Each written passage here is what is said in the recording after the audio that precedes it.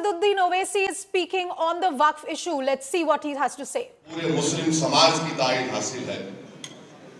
मैं उनसे पूछना चाहता हूं, जो आपके साथ में मीर जाफर मीर सादक नहीं ठहरे, आपके सामने अबू जहल, अबू लहब, यजीद खड़े हुए हैं और वक्त फिरौन के साथ खड़े हुए हैं।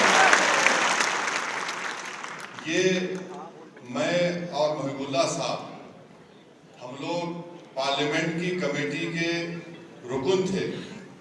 कश्मीर से मीरवाइज साहब आए और कन्याकुमारी तक जितने मुस्लिम तंजीमें हैं, चाहे वो जमीयतुल उलमा हो, जमात इस्लामी हो और बरेलवी तबके के जमीयतुल मशाइख हो, और जो शिया के जितने ओरिजिनल और जेन्यून तंजीमें हैं, वो सब इस बिल की मुखालिफत की।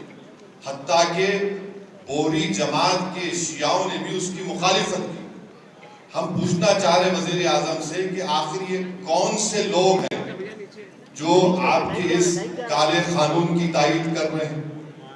भारत के 18-19 करोड़ मुसलमानों ने इस कानून को मुस्तरद किया है। वजीर आजम, हम इस कानून को कबूल नहीं करने वाले हैं। ये काला कानून है जो हमारे आइन के फंडामेंटल राइट्स के खिलाफ है। दूसरा, नरेंद्र मोदी ने अपने उस बुकलेट में लिखा कि मुसलमानों में 31% गुर्बत है।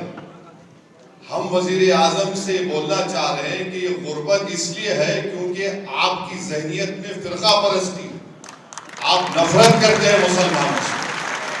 नरेंद्र मोदी माशाल्लाह आप सऊदी अरब गए हैं तो वहां पर मोहम्मद बिन सलमान से या हबीबी बोल के मिलेंगे और भारत में आकर बोलेंगे कि इनको कपड़े देखकर पहचान।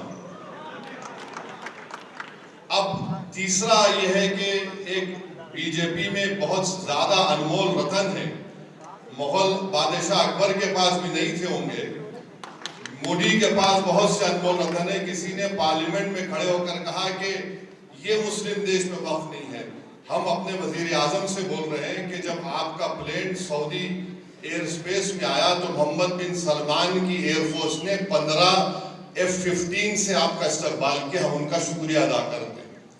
वो मोहम्मद बिन सलमान से पूछ लें कि क्या मदीने शरीफ में रसूलुल्लाह सल्लल्लाहु अलैहि वसल्लम के रोज़े मुबारक के आगे एक बहुत बड़ी बिल्डिंग है जिसमें लिखा हुआ अंग्रेजी में वक्फ उस्मान बिन अफ़्फ़ान रज़ियल्लाहु ताला।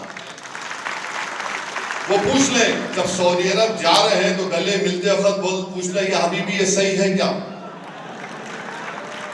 क्योंकि बोर्ड लिखा हुआ है। तो हर इस्लामी मुल्क में, मुस्लिम मुल्क में, चाहे वहां पर जमहूरियत हो या बादशाहत हो, वक्फ का तसव्वुर है और रहेगा। तीसरी बात उन्होंने कही कि गुर्बत के ताल्लुक से नरेंद्र मोदी ने मुसलमान अक़लियतों के प्री मैट्रिक स्कॉलरशिप की स्कीम को 9वीं और 10वीं जमात तक महदूद कर दिया। पोस्ट मैट्रिक मेरिट का मीन्स का जो यूनिट कॉस्ट होता है, आपको मालूम, एक अक़लियती बच्चा अगर स्कॉलरशिप के लिए अप्लाई करता है तो महाना उसको 180 या 200 रुपये मिलते। 2008 से उसमें इजाफा नहीं हुआ है। फिर इनका ये बोलना कि मैं बुकलेट का पेज नंबर 7 बोल रहा हूं मीडिया के लिए, उसमें उन्होंने लिखा कि सेक्शन 40 को हमने उड़ा दिया। मैं मोहिबुल्लाह साहब उस कमेटी के मेंबर थे। वजारत अक़लियती बहबूद ने अपने जवाब में कमेटी को कहा कि सेक्शन 40 का इस्तेमाल 30 साल में 530 मरतबा के करीब हुआ है, जिसमें से 8 मरतबा कोई कोर्ट को गया है। तो ये सेक्शन 40 का जो एक तस्वुर खड़ा किया गया कि जहां पर हाथ रख दिए वक्फ हो जाती है, सेक्शन लिख कर दिया मिनिस्ट्री ऑफ माइनॉरिटी अफेयर ने, ये इनका दूसरा झूठ। तीसरा, उस बुकलेट के पेज नंबर 8 पर उन्होंने लिखा कि खवातीन के बारे में कि हम खवातीन को मेंबर बना रहे हैं। नरेंद्र मोदी झूठ बोल रहे हैं, उनकी सरकार झूठी है। 95 के एक्ट में कम से कम 2 खवातीन का तकर्रुर था, अब इन्होंने सिर्फ 2 कर दिया और ये बाजा बजा रहे हैं कि मुस्लिम खवातीन को मेंबर बना रहे हैं। नरेंद्र मोदी, अगर आप में वाकई में आपकी हुकूमत में, बीजेपी में मुस्लिम खवातीन से मोहब्बत है तो मैं आपसे गुजारिश करूंगा कि आप बिल्कुल बानों को अपने घर में बुलाकर अपने हाथ से चाय बनाकर पिलाने की जरूरत नहीं है। अगर आप میں مسلم خواتین سے محبت ہے تو گلفشا فاطمہ 5 سال سے جیل میں سڑ رہی ہے تمہارے بنائے ہوئے کالے قانون کی وجہ سے. تو یہ قانون پھر اس کے بعد یہ کہتے ہیں کہ صفحے نمبر 11 پر دلی کے 123 پراپرٹیز کا ذکر کرتے ہیں ان کے اس بکلیٹ میں. سچر کمیٹی نے کہا کہ 123 پراپرٹیز دلی کے جو ہیں اس کی 2008 میں لاگت 7,000 کروڑ روپے سچر کمیٹی نے کہا. اور یہ وقف کی پراپرٹی ہے اس کو حوالے کرنا چاہیے وقف بورڈ کو. پھر یہ کہتے ہیں کہ ہم نے سچر کمیٹی میں فلاں لکھا ہے. سچر کمیٹی نے لکھا کہ جو قابض ہیں ان کو ہٹانے کے لیے پریمائسز آف ایوکشن ایکٹ کو لاگو کرو. آپ وہ بھی نہیں کرتے. پھر اس کے بعد یہ ایگزامپل دے رہے ہیں کہ یہاں قبضہ ہو گیا. کرناٹکا میں 2, چنئی میں 1, پونا میں 1, لکھنؤ میں 1, احمد آباد میں 1, میرٹھ میں 1, آسام میں 1, کلکتہ میں 1. یعنی 14 لاکھ ایکڑ پراپرٹیز جو وقف بورڈ کی ہے. ان لوگوں کو اتنی توفیق ہوئی کہ صرف 9 مثال دے سکتے ہیں آپ. اور ہم آپ کے 11 سال کے کارناموں کی 1000 فہرست رکھ سکتے ہیں جو عوامی دشمن تھے. یہ آپ 11 مثالیں دے رہے ہیں. اور ایک مثال دے رہے ہیں چنئی کے تروچیراپلی کی. محب اللہ صاحب بیٹھے ہیں چنئی میں. جب ہم گئے تھے وہاں کے گاؤں کے لوگ آ کر کمیٹی کو بولے کہ ہمارا کوئی مسئلہ نہیں ہے, وقف سے مسئلہ ختم ہو چکا ہے. محب اللہ صاحب بولے ہمارے سامنے آ.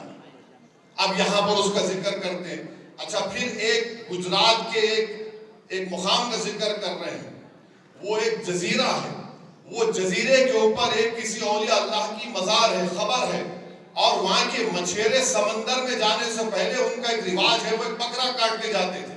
ہوا یہ کہ جب ممبئی میں حملہ ہوا تو اجمل قصب جو پاکستان سے ظالم دہشت گرد آ کر ہندوستانیوں کا خون کیے وہ اس جزیرے پر رک گئے.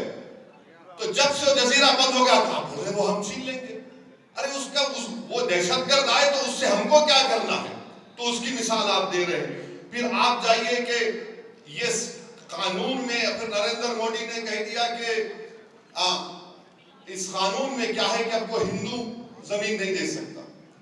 ابھی چلے گئے ہمارے پنجاب کے سکھ بھائی, سنگرور ایک گاؤں ہے جہاں پر ہندو دھرم کے ماننے والوں نے ان کے گاؤں میں کوئی مسجد نہیں تھی تو انہیں زمین دی مسجد بنانے کی. وہیں پر بنگلور میں ایچ ایم باشا نامی ایک شخص نے, سنیے, ایچ ایم باشا نامی شخص نے اپنی زمین دی ایک مندر کی مرمت کے لیے. اور ملک میں کوئی جھگڑا نہیں ہوا, کوئی فساد نہیں ہوا. اب یہ قانون بننے کے بعد بادشاہ مندر کو زمین دے سکتا ہے مگر کوئی ہندو مسجد بنانے کے لیے قبرستان کے لیے زمین نہیں دے سکتا. اس سے ملک کا اتحاد نریندر مودی کمزور کر رہے ہیں.